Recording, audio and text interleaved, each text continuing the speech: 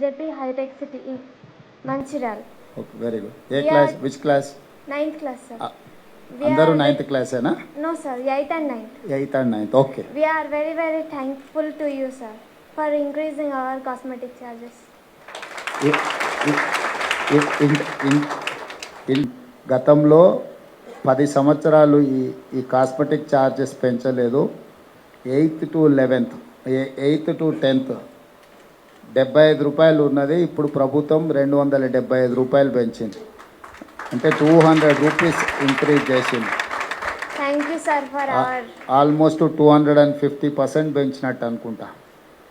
3rd class నుంచి 7th వరకు ఇంతకుముందు 62 రూపీస్ ఉంటే 62 రూపాయలు ఉంటే ఇప్పుడు 150 రూపీస్ గవర్నమెంట్ ఇంక్రీజ్ చేసింది. ఇవన్నీ కూడా 200+% 150 అదే. సో ఈ దాదాపుగా 8th to 11th కానీ వీటికి కానీ 200, 150 అట్లా పెంచింది. సో ఇవన్నీ కూడా మీరందరూ బాగా చదువుకోవాలని గవర్నమెంటు మిమ్మల్ని అందరినీ బాగా చదివించాలన్న ఉద్దేశంతో డైట్ ఛార్జెస్, కాస్మెటిక్ ఛార్జెస్ కూడా పెంచడం జరిగింది. ఇంకేం సమస్యలు ఉన్నాయి మీకు మీ దగ్గర? మీ స్కూల్లో ఇప్పుడు ఏం సమస్యలు ఎక్కువగా ఫేస్ చేస్తారు మీరు? సమస్యలు ఏమున్నాయో మిమ్మల్ని అడిగి తెలుసుకోవాలన్నది నా ఆలోచన. ఏమైనా సమస్యలు ఉంటే చెప్పండి, ఆ సమస్యలను కూడా పరిష్కరించవచ్చు. Sir ground and own building లేదన్నా? ఓకే, నేను ఆ బిల్డింగ్ దెంబడే మంజూరు చేపిస్తా. మీ దాన్ని Akshitha sir. Sorry, Akshitha. Okay.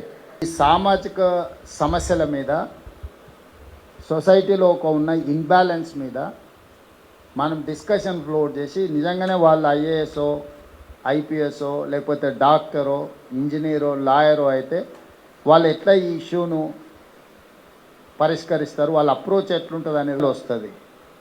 So మీరు స్కూల్లో అప్పుడప్పుడు ఇట్లాంటి గ్రూప్ డిస్కషన్స్ లేకపోతే సొసైటీలో జరుగుతున్న బిగ్గెస్ట్ ఇష్యూస్ మీద మీరు కూడా బ్రీఫ్ నోట్ తయారు చేసుకొని బ్రీఫ్ చేయాలి వాళ్ళకి. ఇప్పుడు ప్రభుత్వం ఆలోచన చేసి అన్ని స్కూళ్ళకు ఫ్రీ పవర్, ఉచితంగా విద్యుత్ ఇవ్వాలని ఇప్పుడు ప్రభుత్వం నిర్ణయం తీసుకున్నది.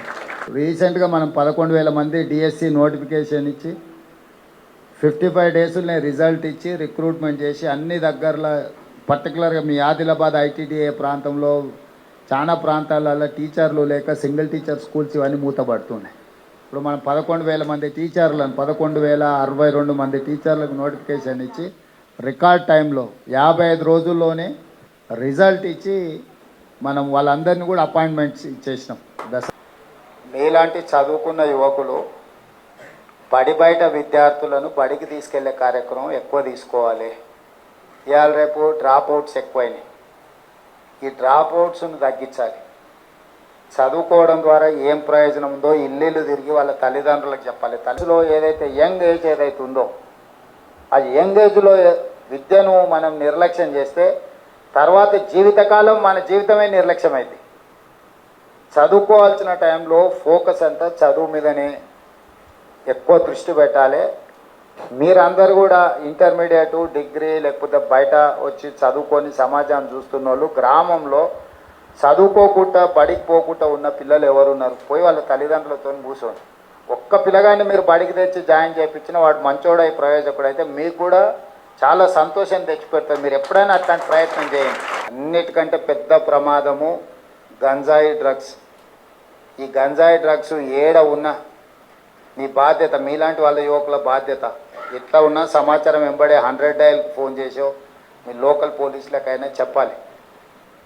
కాబట్టి మీ ద్వారా తెలంగాణ యువకులకు నేను చెప్పేది, పోటీ పరీక్షలకు ప్రిపేర్ కాండి. మళ్ళీ విద్యార్థులను రెచ్చగొట్టడానికే చూస్తారు. ఎవరు వాళ్ళు చేసే రెచ్చగొట్టే ప్రకటనల ఉచ్చులో పడ్డారంటే పిల్లలు అన్యాయం అయిపోతారు, వాళ్ళు ఏం రారు. అందుకే మీరు కాలేజీలలో కూడా చిన్న చిన్న సెమినార్స్ పెట్టుకొని సమస్యలు ఉంటే ప్రభుత్వం దృష్టికి తీసుకురావాలి. మీకు లోకల్గా ఎమ్మెల్యే ఉన్నాడు, ఎంపీ ఉన్నాడు, లేకపోతే మంత్రులు వస్తారు, రిప్రజెంట్ చేయండి. సమస్యల మీద మాట్లాడొద్దు అంటలేను, సమస్యల్ని రిప్రజెంట్ చేయాలి. చదువుకోండి. నాకు మీ అందరికి ఇచ్చే సూచన ఒకటే, చదువుకున్న వాళ్ళు ప్రయోజకులు అవుతారు. సామాజిక బాధ్యత మోసిన వాళ్ళు సమాజం దృష్టిలో హీరోలుగా మిగులుతారు. చదువు, సామాజిక బాధ్యత, ఈ రెండు కళ్ళ లాంటివి. చదువు ముఖ్యము, సామాజిక బాధ్యత కూడా అంతే ముఖ్యం. ఈ రెండు కళ్ళ లాంటివి.